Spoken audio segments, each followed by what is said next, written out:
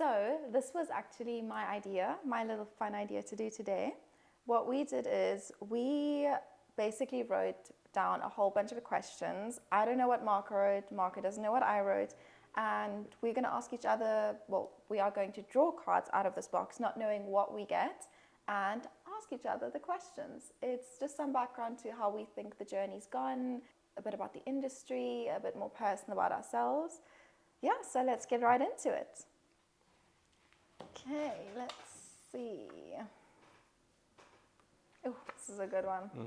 How do you manage to keep your personal and professional life separate, or do they often blend together? I don't really know how to answer that, because I think fundamentally, when you have your own thing, I don't know what personal life looks like. No, it's all we do is business. I think it's difficult to draw a line, because it doesn't matter where you are, if it's a weekend, if it's a holiday, the business that we work with, the customers come to us in the evenings, 'cause that's when they finish their work. They come to us on the weekends, when they have time. And during holidays, when they have holidays, that's when they come to us. Usually, we are busy, the most busy at the time people are the most on holiday or relaxed or away from work. Yeah. And that makes it difficult for us to have To separate the two. Yes. Yeah. It definitely blends together. It definitely does blend together. I know in our therapy sessions we discussed how to separate the two. But even then, it's still tough to do. Yeah. Yeah, this was actually one of the questions I wrote. And while I was writing it, I thought it actually has a big impact on, well, it's had a big impact on both of us. Because if you think about it, I think back to, we both said we really just want a break, we just want a holiday. But you never know, you can't plan out holidays, because you don't know if it's going to be a busy period. So when we do holidays, we do it like 2 days before we fly. We are planning the holiday. It is like we're either flying next day or 2 days later. That is how closely together, because the business actually sets the pace. And that's why, like, I feel it completely gels into every element of life. We see a gap between that's the difficulty. And then you throw in a child, which is a whole different ballgame. Another complexity. Yeah, that's a different level of complexity that I'm still trying to figure out how to manage. But I don't know. I don't. That is probably the one question I still don't have an answer for. It's something I've still been searching. There aren't a lot of good business leaders out there, or even anyone in a field that has been massively successful that you can look to and say, well, how have they managed balance and mixing the two? That I don't yet have a role model for that I could say. That's what makes it tough. I definitely think there's been an improvement with our balance, but honestly, I don't think it's possible to 100% say, no, you can separate them and there's your balance. Yeah. It's just not possible. But you can make small adjustments to try and separate them a bit more. Okay, so we basically said, so the answer to that card is we don't have no idea. No. All right, fair enough. Okay, this is a great card. Okay, now it's my turn. Now, what are the most significant challenges in maintaining transparency and trust with your customers? I think the biggest challenge is the fact that there's so much doubt in the industry because of a lot of companies not being transparent. So I think there's just so much doubt in the industry that even when you try to be transparent, there will still be people that won't believe you because of the industry. Transparency is a double-edged sword sometimes, and I find that because we are very open. Yeah. And when a customer comes to us and they ask us a question and we generate a thorough answer, because that's something that we like to do, we want to be very personal. Oftentimes, and this is something that still bothers me, is that sometimes I answer someone for the context to which the question is being asked. So like, I know this person isn't a mycologist or they aren't a biochemist. So they don't know the details and the jargon. So I try and make it a bit layman's terms. But then as soon as you do that, you take certain liberties to try get a message across. And before you know it, I see it on social media. Someone reposted my answer. And I'm like, yeah, but that's not contextually. I was trying to explain something to this person that doesn't know anything about the industry.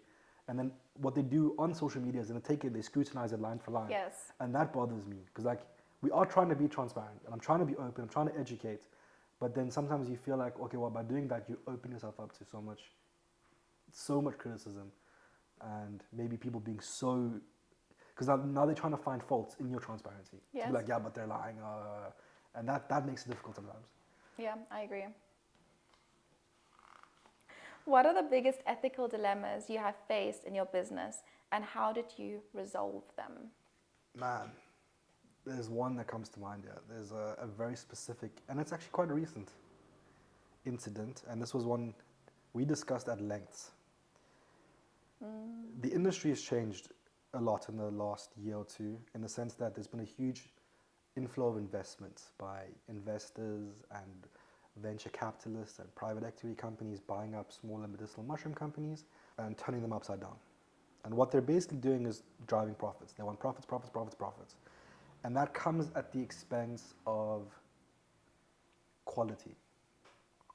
And we know certain stories, certain companies right now that seem to still be operated by an individual, but has been sold a while ago. And we know this because we work with a lot of the actual farmers and the processing facilities, so we know a lot about these companies, given that they all go to very similar places. And I think the problem is you're competing with them. Yeah. And if you're competing with them, how do you stay competitive? We're trying to play it the right way, be the honest way, play it the transparent way.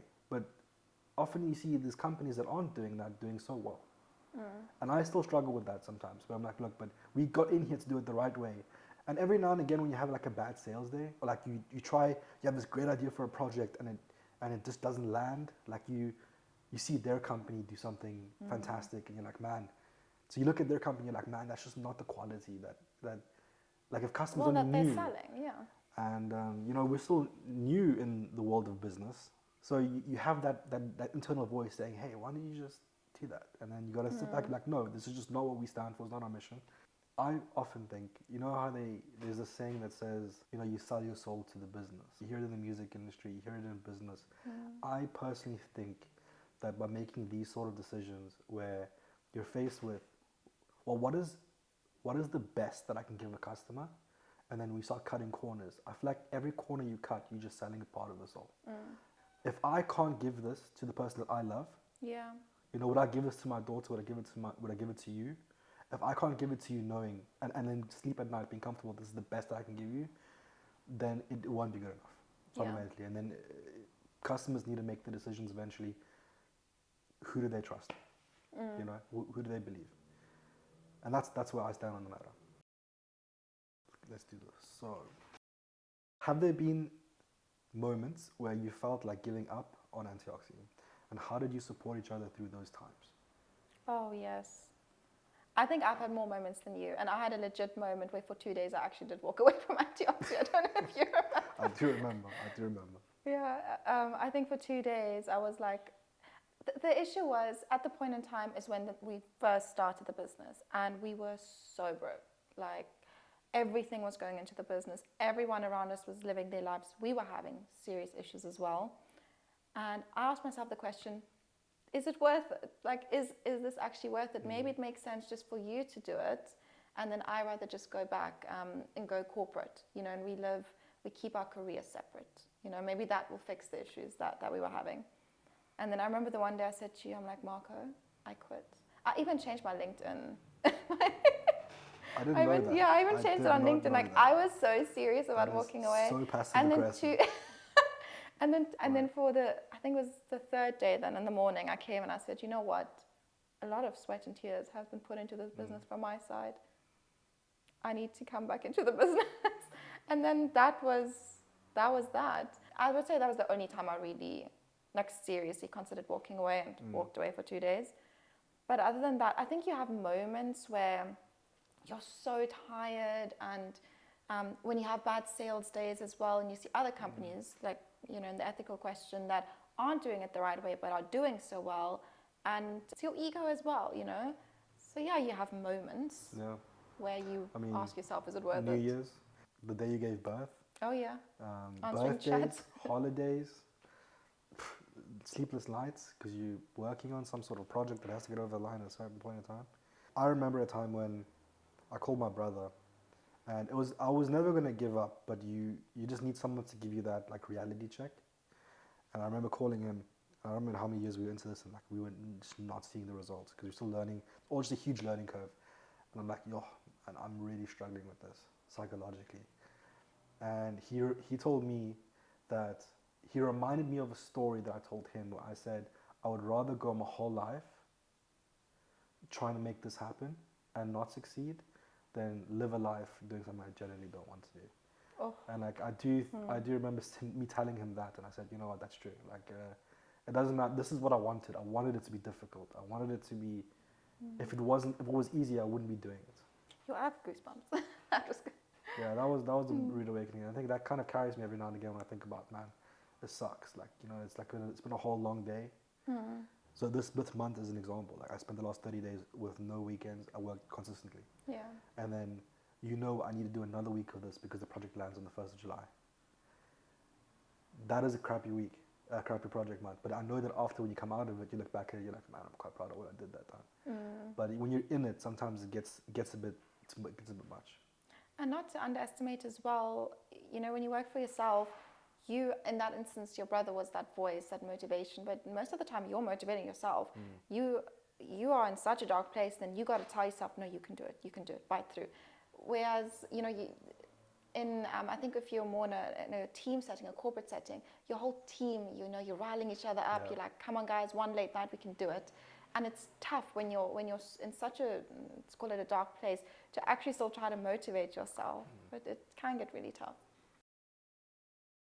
Okay, let's see. Okay, good one. What advice would you give to couples who are thinking about starting a business together? Sure. Great question. There's so much. There's a lot of advice, not a lot of time. I think the absolute best advice I can possibly give a couple is called the principle of the quick death. And the quick death means that you need to be okay with your partner ripping into your ideas objectively for the sake of killing a bad idea quickly and not taking it personally. Easier said than done. Can be harsh. Because your partner can cut a lot deeper than anyone you'd be working with normally, you know. But I think it is actually an essential benefit of being in a couple that people underestimate. Yeah. Because like your person can tell you quickly, this is shit. Like yeah. this is not good enough. And you are very upset about it for 30 minutes and like you really bitch and moan about it, but then at least now the idea is dead and how do we fix it? Moving on quickly. Yeah, that's a huge one that I like. I think there's hundreds of them, but that's the one that I'm very fond of, and I haven't heard it been discussed before. I would say therapy is a really good one. I think a lot of people are scared of or feel, okay, well, if we go into therapy, we're failing. But I think when you run a business together, you live together, you have a child together, it is such a different dynamic. You can't go to friends and ask for advice or to parents. It's such a unique situation. You need unique tools. Now, you might not know how to get those tools, or you obviously don't know what tools you need. So that was something that worked really well for us when we went to therapy, and we got tools that were so unique to our situation. So I think in a unique situation like that, I would almost say do it proactively, because we really did therapy reactively. But to from the get-go, get those tools. How do we navigate life as life partners and business partners, and even if you have a child, as parents? Yeah, that's what I would say.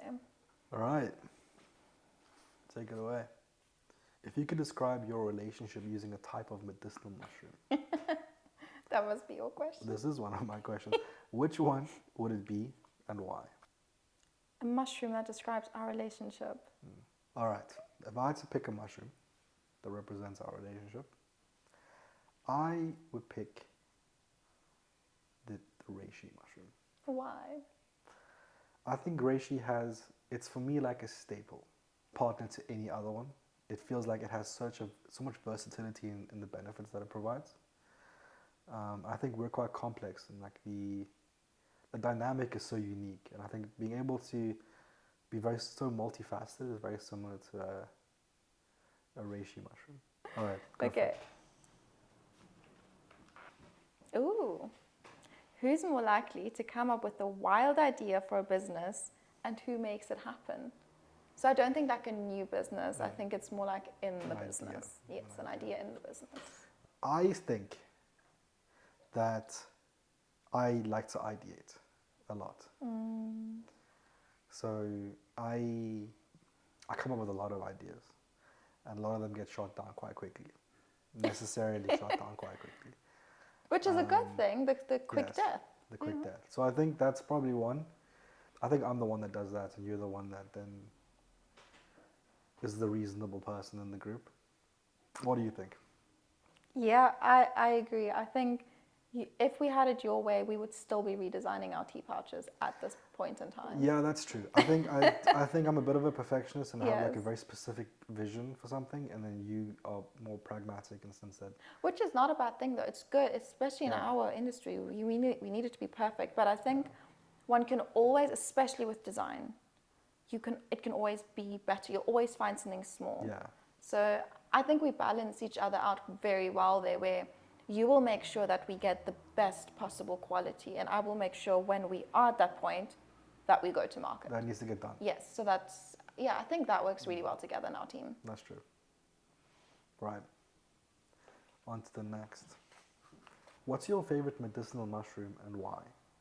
Oh, that's a good one. Man, if you'd asked me this a few months ago, I would have said lion's mane, but now it's definitely tremella. I don't know if it's a seasonal change, but over the past few months, I had serious like skin hydration issues, and tremella literally saved my skin. So I love tremella. And I think the greatest thing for me with it is it just tastes so good in anything. I actually don't think it's so much the taste, it's like the texture. So I usually add it into my coffee every second morning, and it makes it really creamy. Like it adds this creaminess, but not in the cup, but when you drink it, it's creamy. It's really weird. I can't explain it, but that's how best I can describe it. So yeah, for me, that's my favorite mushroom right now. I've seen a lot of big brands, like skincare brands, now introducing that into their skincare. The hydration ranges, yeah. Yeah. For my favorite medicinal mushroom, I think it would be chaga. And the thing I really like about it is just it requires such a harsh and cold climate for it to really sprout. It's not the right word, but for it to grow or have a large fruiting body or sclerotian, actually, before someone corrects me. That is my favorite one. I don't know, there's something about it that's so robust and like earthy. And the funniest thing about it is that it's bitter, but it's not bitter like a reishi mushroom. But chaga is odd because if someone has smoked in the past or they do smoke now, for some reason they love it. I don't know why. It's something I've just noticed anecdotally. But yeah, I just love chaga. Wait, I have a question there with the smoking thing. So when somebody's told you they like chaga, do you like ask them, oh, do you smoke? Or how did you come to... I came to the conclusion when we did a lot of taste tests for like the coffees. And eventually I just noticed the pattern that everyone that loved it, I know the history that they used to smoke or they do smoke. And then when we kept asking people, I eventually realized that every time someone said they loved the taste of it, but like loved it, I just asked them, do you smoke? And they said, yeah, they used to, or they did. I'm like, oh, that is a wild. It's an odd correlation or connection. I don't know if it's, yeah.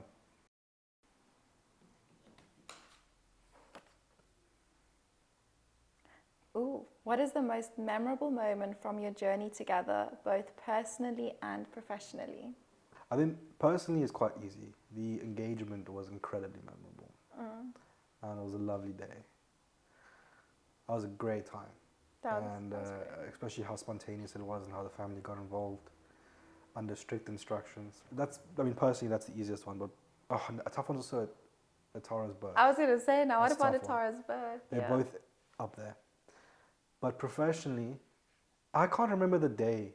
I remember how it felt. And it was very early on. It was like our first win.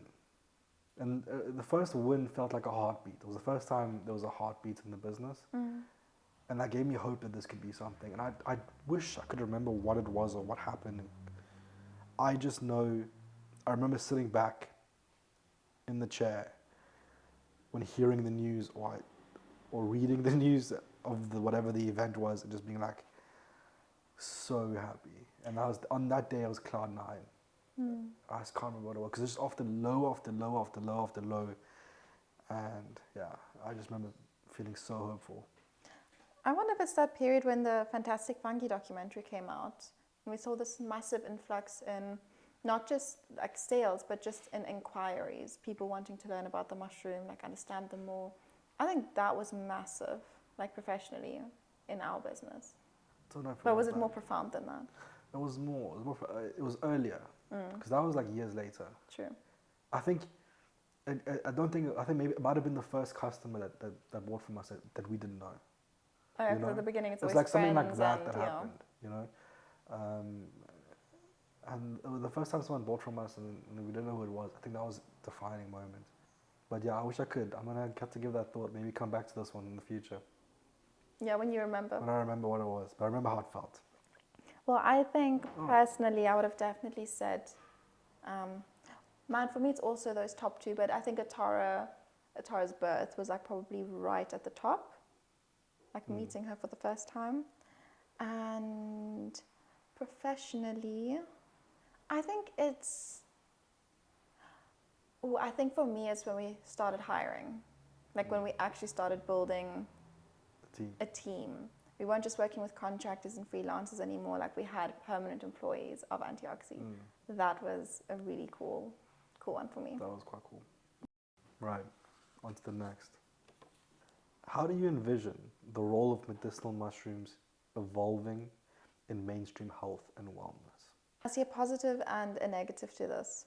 So the positive thing is I see a lot more people getting to know about mushrooms. I mean, you see now in coffee shops, they have like lion's mane lattes, and it's really becoming something that's more available to people, more easily available. People are just starting to learn about the benefits of them, which is amazing. The downfall to that is once something becomes mainstream, it almost loses its, in this industry, I feel like it's quality components, where there's now so many people that are joining the industry, but that really don't understand medicinal mushrooms. They know, okay, lion's mane reishi, that's what they're called, but they don't actually know how to find good quality mushrooms. It's like an Amazon reseller. Exactly. They heard about there's a trend. Doesn't matter if it's good or bad. They find some Alibaba wholesaler that sells them absolute shit, and then they like, all right, well, let me just pump this as much as I possibly can. Yeah, especially now because it's a growing industry. Yeah. Now is when a lot of people are trying to get into it, and I see that's why I'm saying I think it's a positive, but there's also a negative to this. And a huge issue I have with this is that because a lot of people do not care about the safety and the quality element of it, I'm seeing people come up and being like, these things don't work. Oh, I got a really bad reaction. Whatever it may be. And it's like, yeah, but I don't know who you bought it from. I don't know what they've done with the product. I don't know where it's come from. Is it clinical grade? Is it been produced in a pharmaceutical facility? And it sheds a bad light on the whole industry. And this is something I've been just advocating for companies to just take it seriously. Like nutraceuticals, they're complicated for a reason, and if they aren't regulated like a pharmaceutical product, like you've got to put in the effort and make sure that it's really good. Learn about the product before you start selling it. I mean, it's insane. And I say that there's even big companies that we've seen now. And I was telling you this in the car. They're selling baker's yeast, thinking because one of the active ingredients, active compounds in baker's yeast is beta-D-glucans. And they think that beta-D-glucan is the same thing as the beta-D-glucan active compound found in a medicinal mushroom. And because the ones, if you can buy purified yeast extract, the beta-D-glucan percentage is so high. And they think, all right, well, that's a higher percentage than this one, that must be better. And in their ingredient list, they think they're selling a mushroom, but they've just bought yeast. And they've actually put it into the ingredient list as well. They put that because they're proud. They're like, wow, we're killing it. 75% beta-glucan. We're killing it in the industry. And then anyone who knows anything about functional mushrooms or medicinal mushrooms thinks, guys, what are you doing? But your customer might not be as well equipped. They're like, oh, wow. You know, the brand knows what they're doing. They seem to have a good name in the industry. And I think that's really a big issue right now, because on the spectrum of this, you have the companies that just don't know, they haven't educated themselves, and those that do know but still choose to sell it even though it's not good. And look, if someone's watching this video and they're like, well, what do I do? What do I do? How do I find a good source? It's really simple. How transparent are they? What are the safety markers? What are the quality markers? And have they met them independently? That's it. That's really The most the gist of important it. thing. Getting the tests, and they need to be third-party Yeah. tests. And I mean, I even tell customers this. If you do leave us and you go somewhere else, you can come to us and we can give you advice about the company you're going to, what you should ask them. Right? You wanna go Okay, next one. I like it. I think I asked the previous one, didn't Oh, I? right. This is for you, sir. I'll take it. Thank you very much. What are some challenges you have faced balancing parenthood with running a business? Well, that's a good one for you. This is a really good one for me, actually, to get, because I think it's I think it's a topic I've spoken about to you as well. I think for a mom, it's quite tough. For a dad, it's also tough. But I think the mommy culture can be very scrutinizing. And you have so many eyes pointing at you, you have so many expectations, and you try to live up to those expectations. So my biggest issue is I almost always feel like I'm letting one side down. I'm either not giving the business my all, or I'm not giving Atara my all. Something small I've started doing is when I spend time with Atara, I actually put my phone away. Like, it is in a different room, I can't hear if it goes off, because I noticed when I am with her and I have my phone, I'll start looking at our socials, how our post's doing. I'll get emails, I'll answer them, because now you can do everything on your phone. And that makes sure that when I spend time with Atara, I'm 100% with Atara. The business is separate. And when I work on the business, I'm not with Atara. I'm only dedicating time to the business. So you will still have moments, like if we have to work on weekends and we actually had a fun day planned with Atara, now we can't do it, then you have that guilt, of course. And in moments, it just happens. That's what it is when you run a business. But there's small things that, like, as an advice to anyone listening, that you can do, like I do with my phone, or just dedicating specific times to try and take away from that feeling of I'm letting one side down. Oh, look, we're still very new to the parenting game.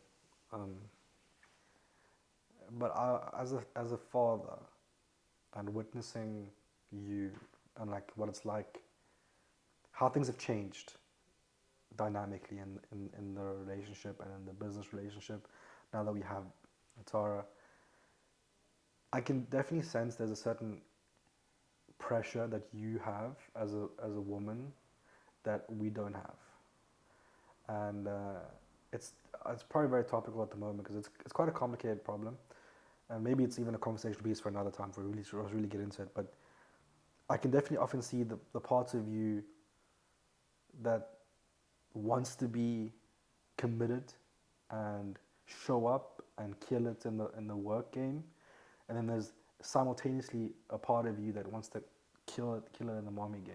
And I remember distinctly there was a time where things weren't going well in either side, and you were kind of crashing in on yourself.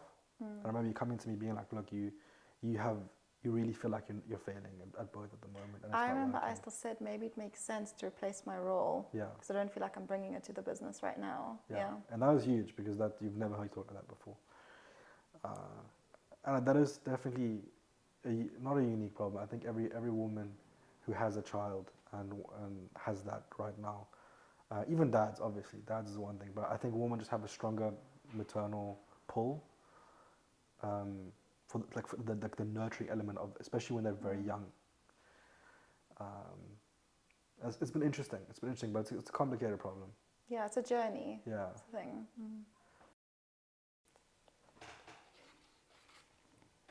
What's the funniest thing your child has done during a business meeting? Yeah, this is actually more of a you question. Sure. Also, because I don't really get embarrassed. That's probably That's definitely more me. I don't think it's so much Atara. I think it's more something that was linked to Atara. But I remember I had a meeting and we'd just come back from viewing a nursery and I really needed to pump. And I came home and the meeting was starting in 3 minutes. So I was like, okay, I'm going to just have to do this during the meeting. So kept my camera off and I'm on the meeting. Luckily, it was a lady that I was speaking to. And eventually she asked me, what is that sound? And I was like, Oh my gosh, I'm so sorry. I'm a new mom. I had to pump. She was like, oh, don't worry. You know what? We just got a new client on board that actually sells breast pumps, but like the really quiet ones, like you don't hear them at all. And it turned into a whole joke. And I think that was one of the like funny moments of being a mom. And although it's not something Atara did, it's sort of linked to her. Yeah, it's a unique. Oh, I won't say it's a unique problem. I think that's you got to do what you got to do. You gotta do what you gotta do. Yeah. Yeah. Right. All right. On to the last one. You ready for this? Let's see what this is. What was the first medicinal mushroom product you tried together, and what was your experience? I think we tried lion's mane, wasn't it? Yeah, lion's mane. Yeah. Well, my experience was, I thought it was going to taste like, it's going to sound silly, but I expected like a ramen-y taste, miso soup. I don't know. Like, yeah, that's what I expected. And then when I tasted it, I was like, oh, not at all what I expected. Yeah, it's very surprising. Especially it doesn't smell like it. It smells quite sweetish, given it's an extract. And honestly, of the mushrooms, lion's mane It's the best tasting. is very good tasting. Yeah, it adds a nice little creamy touch to a coffee. So I think that's definitely one of the ones I'd recommend if you want a good tasting mushroom. Yes. But fundamentally, I think that wraps up Our question questions. master. I hope you all learned something about us and who we are and got to know us on a bit more of a personal level as well.